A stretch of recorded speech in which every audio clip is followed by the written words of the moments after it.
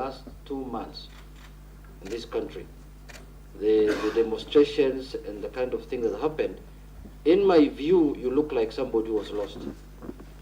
Your presence was not being felt. Your omnipresence was not being felt, if I may say so, because you could see abductions were happening, human rights abuses were happening, but the minister's voice was not being heard in that situation. What do you think, what makes you think that you can serve again in the same docket? But the next question is that you have also seen widely, you have been widely accused the last 2 months or the last 1 year that you've presided over human rights abuses from time you've been appointed CS till last month.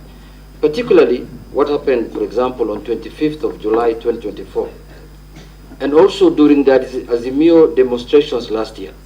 More than 75 Kenyans lost their lives. And last month also, more than 50 Kenyans lost their lives. So there's a feeling that the National Police response to protest is stuck in the old way of doing things. So the question is, to what extent do you think ministerial responsibility for the brutality meted on Kenyans by security organs? At what level do you think you can take responsibility for that? What new ways are you going now to do to stop that?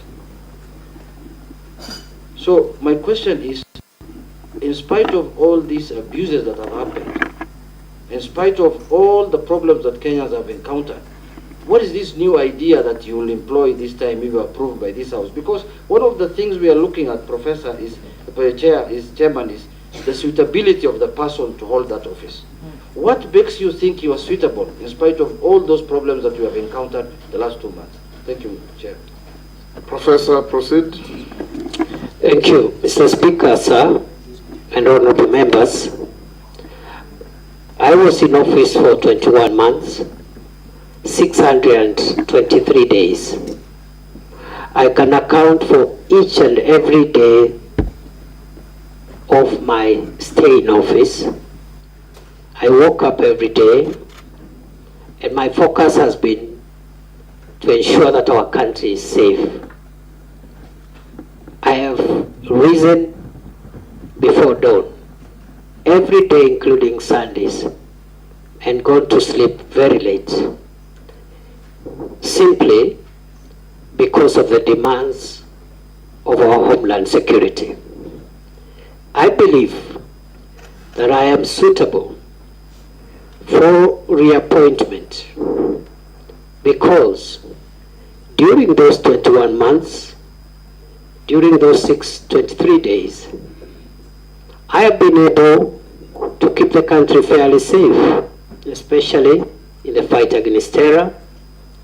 Previously, we had an escalation around 2021-2022 of terror attacks in northern Kenya and the Boni Enclave. And in the past 2 years, approximately, we've had stability in northern Kenya and Lamu.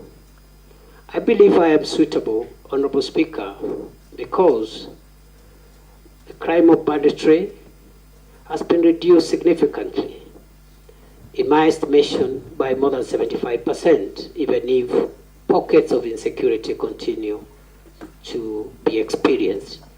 And we do know where the gaps are and what needs to be done to even bring this problem to a complete end. Mr. Speaker, I have visited all the 47 counties, some of the counties numerous times. I've been to Lamu 21 times in 21 months. I've been to Samburu 8 times. I've been to Baringo 13 times. I've been to many other counties. And therefore, I have not been lazy. I've been diligent. And I've conducted myself within the parameters of Article 73, which requires me to conduct myself in a manner that brings honor to the nation and dignity to the office I hold.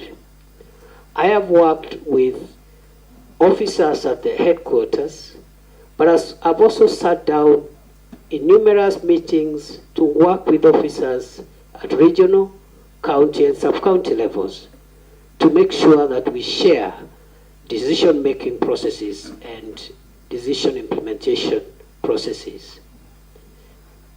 I believe, Mr. Speaker, the question has been directed to the events of the recent weeks. And I want to respond as follows.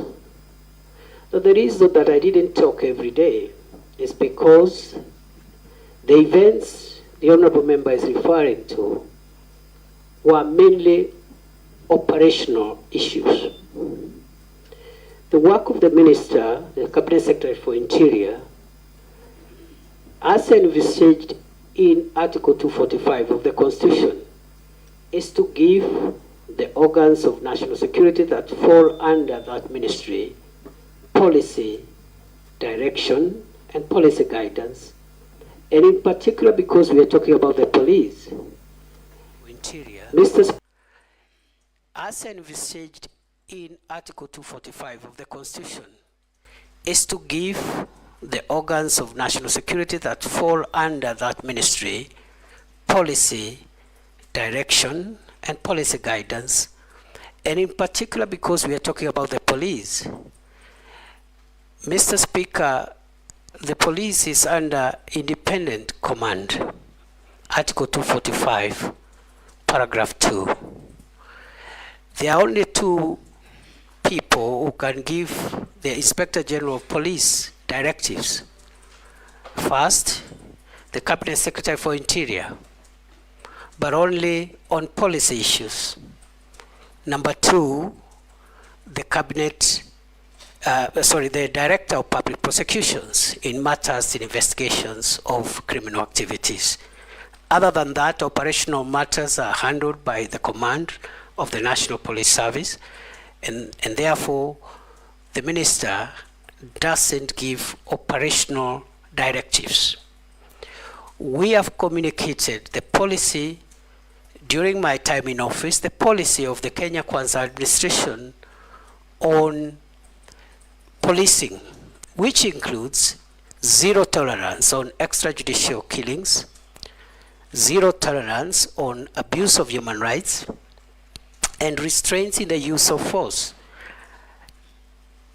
Limited only, the use of force being limited only to cases contemplated in the Constitution and the National Police Service Act and the schedule thereto in the defense of life of the officer or the life of the people of Kenya. Therefore, it is unfortunate that during a recent protests, we witnessed the death of 42 Kenyans. We also had injuries, 486 civilians and 385 police officers were injured. We had about 1,387 arrests. We had 54 police cars destroyed and 110 motor vehicles belonging to the people of Kenya also destroyed in those protests.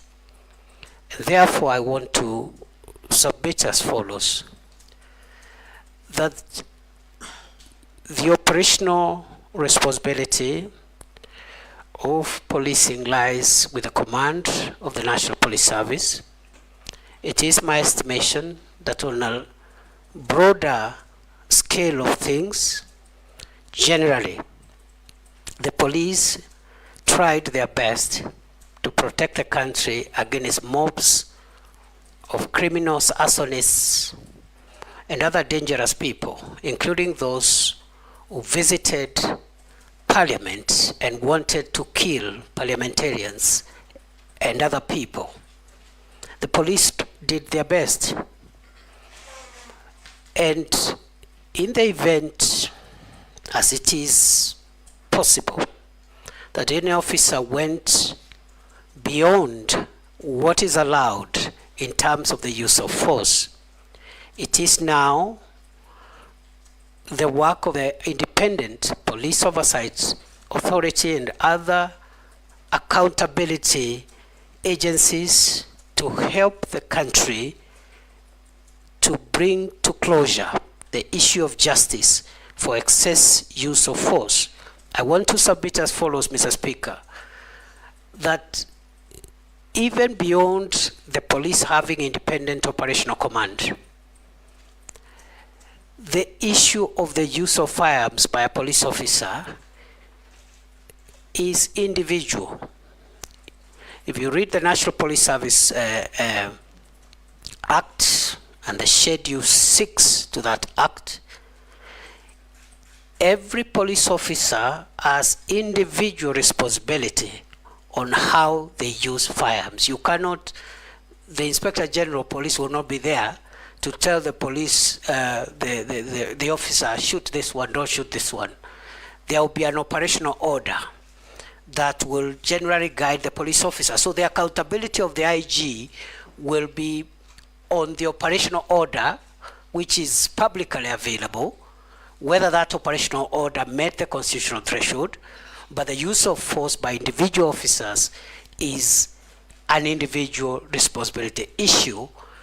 Other than that, I commend generally those officers who tried their best in very difficult circumstances to help the country come to terms with what happened, and hope and will see to it, if I am reappointed, that the accountability for those who violated the law is pursued conclusively. I submit.